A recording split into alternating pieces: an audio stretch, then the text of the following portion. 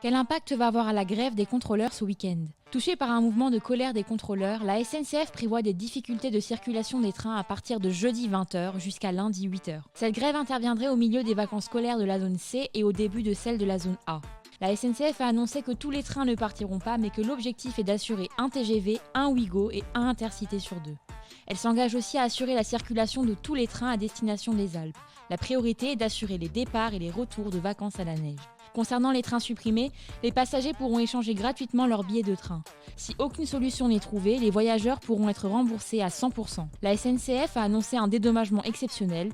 Les personnes qui auront un train supprimé auront la possibilité d'effectuer leur prochain voyage à moins 50%. Sudrail, la CGT Cheminot et le collectif national des agents du service commercial train ont appelé les contrôleurs à la grève. Les syndicats dénoncent la non-application de l'accord de sortie de conflit signé en Noël 2022, après une grève massive, qui avait conduit la SNCF à annuler de nombreux TGV, empêchant 200 000 voyageurs de prendre le train. L'accord prévoyait une meilleure rémunération, des recrutements, ainsi que l'ouverture de discussions sur la pénibilité du métier. Cette année, ils réclament donc une hausse de leur rémunération et notamment une revalorisation de leur prime de travail à 500 € bruts par mois.